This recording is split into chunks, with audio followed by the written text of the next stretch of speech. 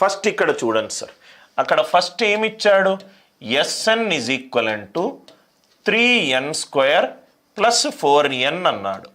SN is equal to 3n² plus 4n అని అన్నాడు.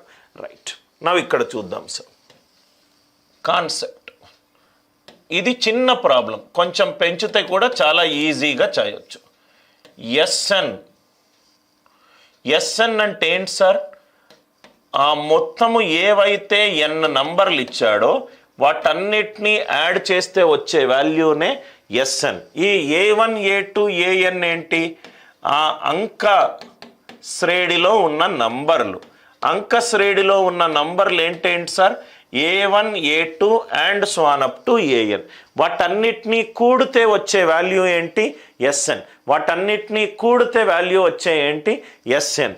అదే సపోజ్గా నేను n-1 వరకే కూడాను, n-1 వరకే కూడాను అంటే A1 plus A2 and so on up to AN-1 వరకే కూడాను. ఇక్కడ n+1 వరకు కూడాను, n+1 వరకు కూడా. ఈ రెండింటినీ తీసేసాను అనుకోండి, SN-1 A1 క్యాన్సిల్ అయిపోతుంది, A2 క్యాన్సిల్ అయిపోతుంది, ఇది క్యాన్సిల్ అయిపోతుంది. ఇది ఏమొస్తుంది, nth టర్మ్ వస్తుంది. AN అంటే nth టర్మ్. TN నాకు nth టర్మ్ రావాలి అని అంటే some of n terms minus sum of n-1. ఇది చేస్తే చాలు నాకు ఆన్సర్ వస్తుంది. SN-1 చాలా important points. Some of n terms minus sum of n-1 terms చేస్తే నాకేమొస్తుంది ఆన్సర్, TN వచ్చింది. నాకు సమ్ ఆఫ్ n టర్మ్స్ ఇచ్చినప్పుడు, nth టర్మ్ కావాలి అని అంటే మనం ఏం చెయ్యాలి, SN-1 చెయ్యాలి. ఇది ఒకటి, దాన్ని పక్కన పెడదాము. ఇక్కడ ఇచ్చిన క్వశ్చన్ చాలా ఈజీ క్వశ్చన్. nకి ఒకటే ఇద్దాము, ఒకటి వేస్తే S1 is equal to 3 + 4 7. 3 + 4 7. S1 అంటే ఒకటే ఒక నంబర్ ఉంది, ఒకటే ఒక నంబర్ ఉంటే అదే A అవుతుంది. A = 7. S1 అంటే ఆ ఇచ్చిన అంక శ్రేణిలో ఉన్న నంబర్లలో ఒకటే ఒక నంబర్ ఉంది కాబట్టి A7. n గనక 2 పెట్టుకుంటే S2 ఏమవుతుంది సార్, 3 × 2² ప్లస్ 4 × 2. రెండు టర్మ్స్ ఉన్నాయి. రెండు టర్మ్స్ అంటే ఫస్ట్ టర్మ్ ఉంది, సెకండ్ టర్మ్ A నుంచి D దూరంలో ఉంది. A plus A plus D. ఎంత sir, 4 3s are 12, 12 + 8 20, 2 7s are 14, 14 plus D ఏమవుతుంది 20. అంటే D వాల్యూ ఎంత అవుతుంది, 6 అవుతుంది. నాకేం కావాలి, T6 కావాలి. అంటే ఫస్ట్ నుంచి 5 గ్యాపులు వెళ్ళాలి, ప్రతి గ్యాప్ వాల్యూ D. అంటే ఆన్సర్ ఏమవుతుంది, 7 + 6 5s are 30, 7 + 30 ఆన్సర్ ఎంత అవుతుంది, 37. ఇది ఒక మెథడ్.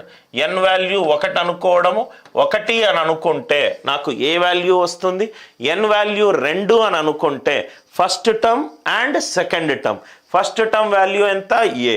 సెకండ్ టర్మ్ వాల్యూ ఎంత, A + D. A + D is equal to, right, 3 × 2² plus 4 × 2. 4 3s are 12, 12 + 8 20. A + D is equal to 20. A value ఎంత, 7. 2 7s are ఎంత, 14. 14 + D ఎంత, 20. D వాల్యూ ఎంత, 6. D వాల్యూ ఎంత, 6. A value 7, D value 6. T6 is equal to A + 5D. 7 + 5 × 6. ఇలా కాకుండా మనం ఇలా కూడా చేయొచ్చు. n బదులు 6 పెట్టుకుంటే S6 - S5. S6 ఏమవుతుంది, 3 × 6² ప్లస్ 4 × 6